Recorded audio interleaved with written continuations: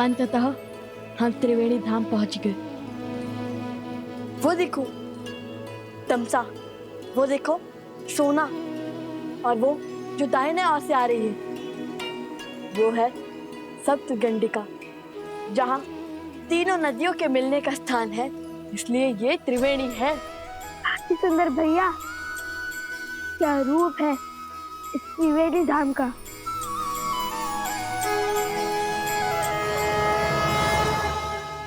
भैया अभी आंखें मूंदी तो मन में एक विचार आया। हमने अश्व को तो छुपा दिया, किंतु उसकी रक्षा के लिए किसी को नहीं छोड़ा। चल हम शीघ्र अतिशीघ्र सारे स्वर्ण कमल एकत्रित कर कर चलते हैं, ताकि किसी के वहां आने से पहले हम अश्व तक पहुंच सके।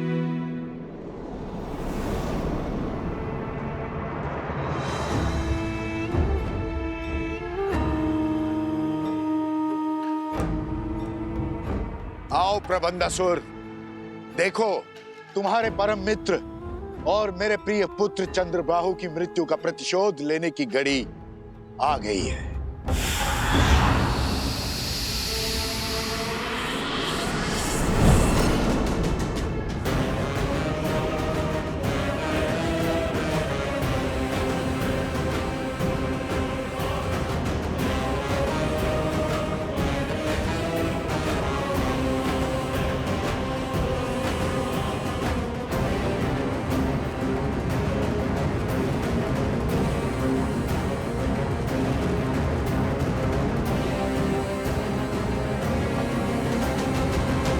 महाराज सहस्त्रमुख रावण की जय।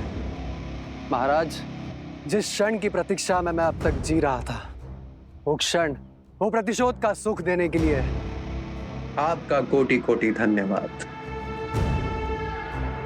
धन्यवाद मुझे नहीं, उन बालकों को दो, वही तो है इस सुअवसर के सूत्रधार।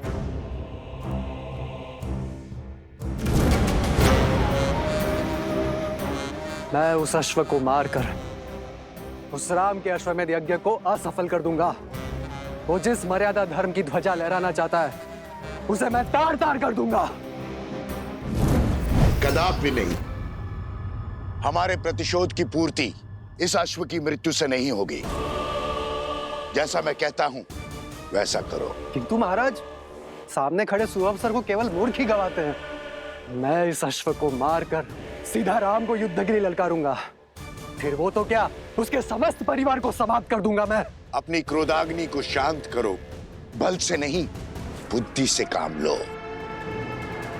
वचन देता हूं, प्रतिशोध का ऐसा भव्य सुख दूंगा तुम्हें, जिसमें राम और उसका परिवार स्वयं ही एक दूसरे की मृत्यु का कारण बनेंगे।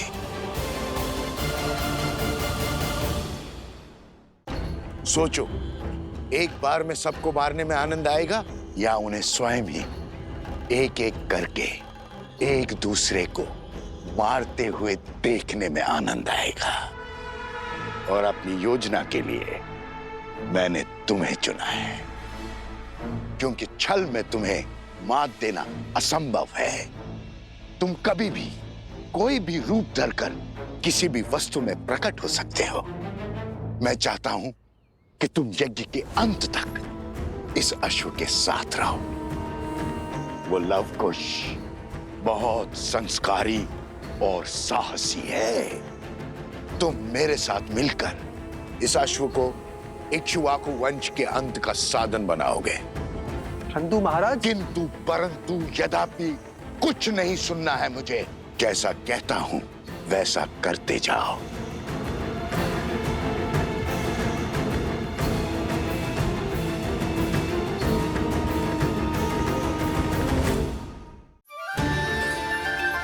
माता पिता के लिए संतान के प्रेम से मूल्यवान और कुछ नहीं हो सकता, फिर चाहे वो देव हो या दानव, मानव हो या पशु।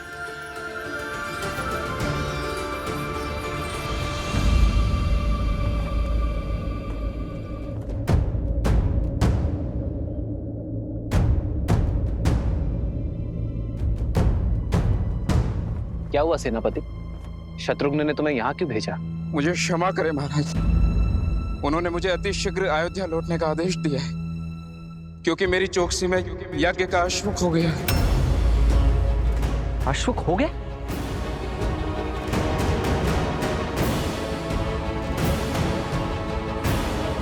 और अब वो स्वयं अश्वक को खोज रहे हैं। यज्ञ का अभिमंत्रण आसुरी शक्तियों और दुर्घटनाओं से बचाता है, किंतु केवल तब जब देवताओं का आशीर्वाद हमारे साथ हो।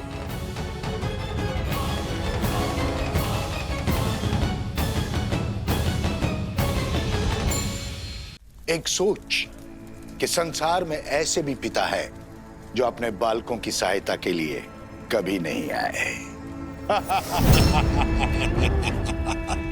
अब मेरे प्रकोप से वो दोनों अपनी पराजय का दोष अपने पिता को देंगे। और यदि विजय हुए तो उनके मन में अहंकार को स्थान दूंगा।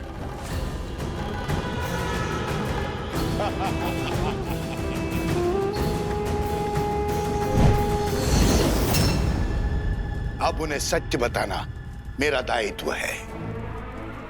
उन्हें यह ज्ञान देना कि उनके पिता और कोई नहीं, उनके आराध्य श्री राम हैं। और जिस सीता से मिले बिना वो उसके कष्ट को जानकर इतने विचलित हो गए, वो और कोई नहीं, उन्हीं की माता है जिसका राम ने त्याग किया है।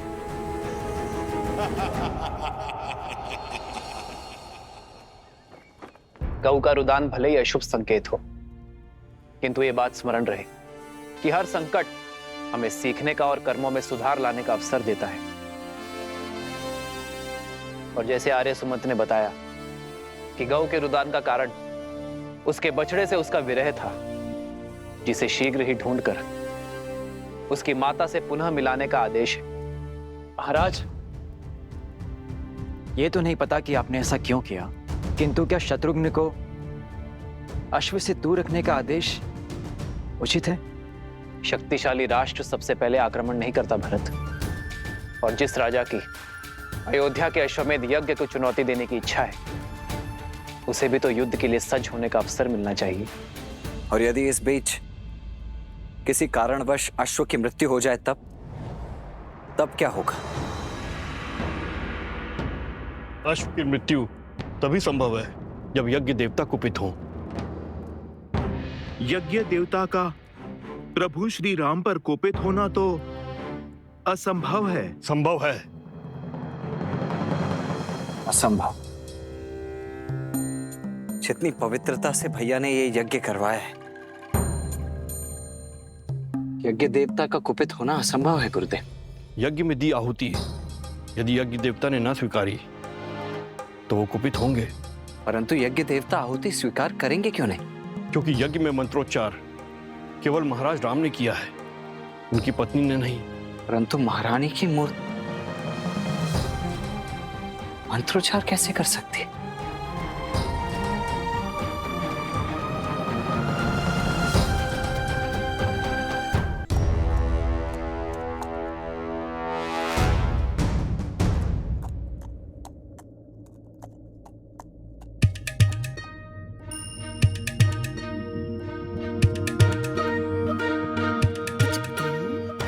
क्या लाए हो तुम? जो भी है श्वेत तो है। गांव में केवल यही एक 4 पैरों वाला प्राणी है जिसका रंग श्वेत जैसा है, और ऊपर से वस्त्र और छत्र भी ला दिया मैंने इसके लिए। अब चलो अश्व बदल देते हैं। सैनिक थके हुए हैं, हमारा भेद जाने में उन्हें समय लगेगा, तब तक हम निकल जाएंगे। दिख रहा है अश्व किसी को? दिख रहा है क्या? नहीं, लगता है और ऊपर गया है। शीघ्र खोजो उसे। चलो।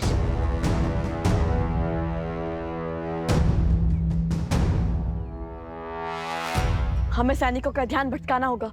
जो आ गया भैया, आप अश्व को पकड़िए, मैं अश्व की ध्वनि निकालता हूँ, उनका ध्यान भटकाता हूँ। ये अश्व की ध्वनि है या फिर गधे की? पर भैया गधा तो ढी चौ करता है।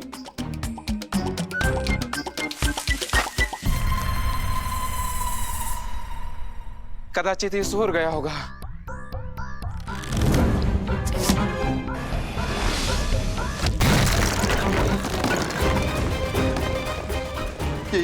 ये शोर क्या ध्वनि है?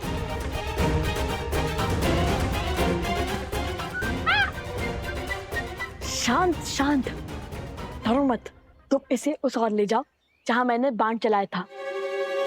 तुम मेरे साथ आओ।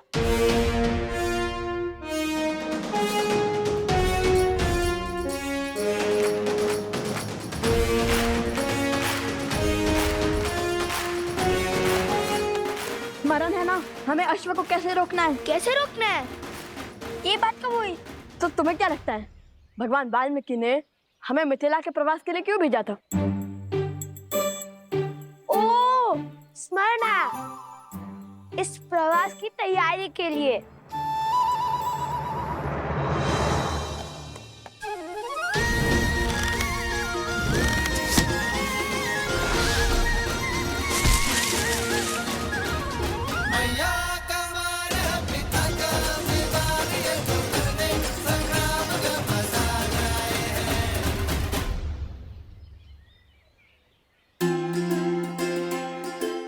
सीताराम?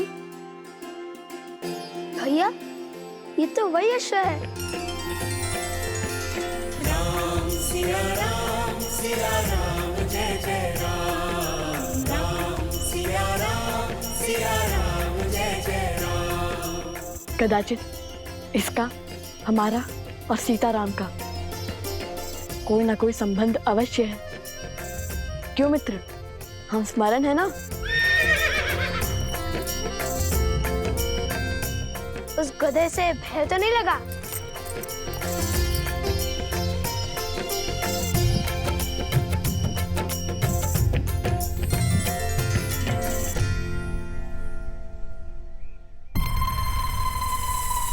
अरे, ये अश्व का कद कैसे घट गया? मिला, अश्व मिला।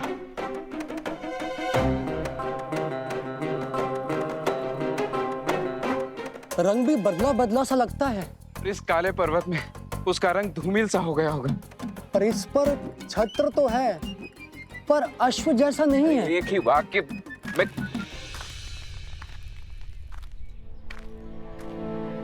प्रणाम राजकुमार। सेना भी पहुंच रही है। अश्व मिला क्या आप सबको? उस ओर देखिए राजकुमार। हमने एक क्षण भी अश्व से अपनी दृष्टि ओझल नहीं की। आदेश यज्ञ के अश्व पर दृष्टि रखना था सेनापति। आप लोग यहाँ क्या वनगमन कर रहे हैं? अश्व के पीछे ही गमन कर रहे हैं राजकुमार। ये क्या आपको अश्व दिखाई दे रहा है?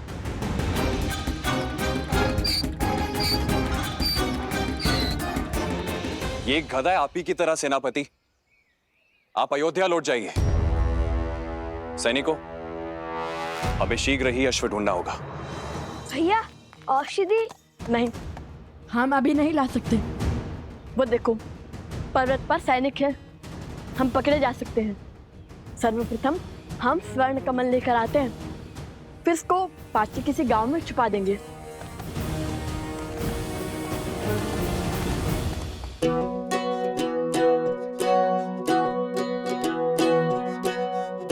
सुनो, यह स्थान उचित है। यहाँ पर कोई भी अश्व को नहीं ढूंढ पाएगा।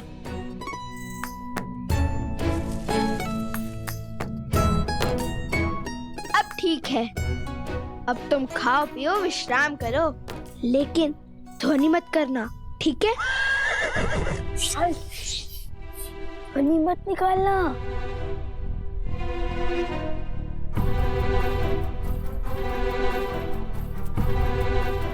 चलो।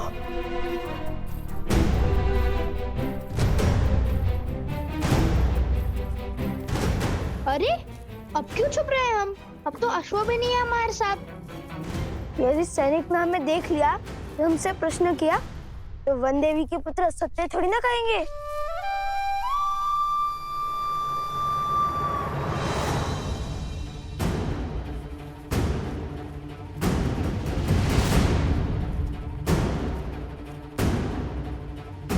त्रिवेणी धाम निकट ही है, शीघ्र चलो।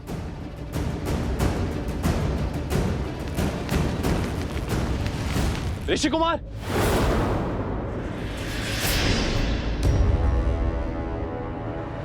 भागो! अरे रुकिए ऋषि कुमार।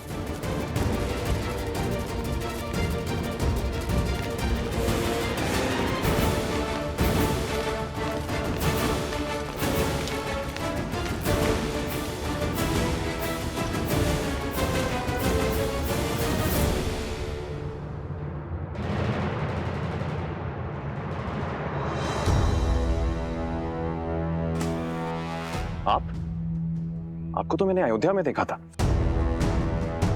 और क्या वो ऋषि कुमार वही हैं जिन्होंने अयोध्या में गान किया था? क्या आप क्या कहना चाहते हैं? नहीं, वो नहीं है। तो फिर वो दोनों भागे क्यों? क्योंकि वो असत्य नहीं बोल सकते, किंतु मैं बोल सकता हूँ ना। आपने क्या हमारे अश्वमेध के अश्व को कहीं देखा है? सत्य कही, अन्यथा आपके प्राण संकट में पड़ सकते हैं। सत्य सत्य तो ये है, आप और आपके सैनिक कभी एक बाल ऋषि कुमार के प्राण नहीं हारेंगे। और दूसरा सत्य ये है, आप और आपके सैनिक लव कुश से कभी जीत नहीं पाएंगे। राजरुज, वो दिख गए, वो ऋषि कुमार। ऋषि कुमार रुको।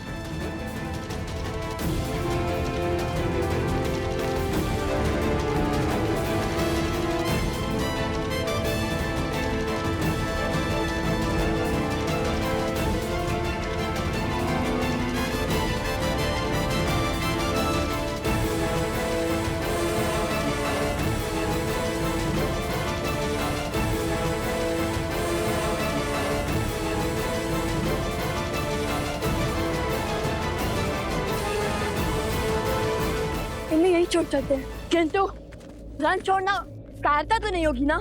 कभी कभी रन छोड़ देना ये सबसे बड़ी रणनीति है।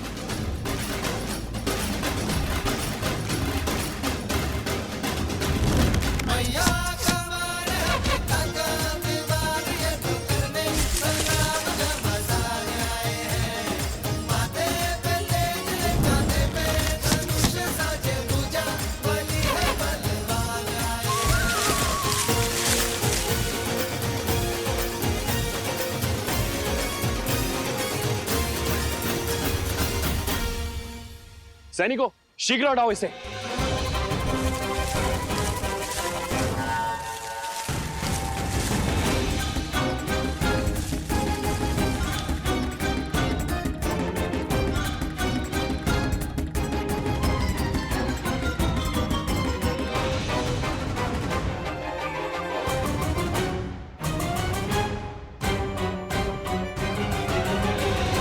आज तक तो केवल रुके थे, अब फंसेंगे।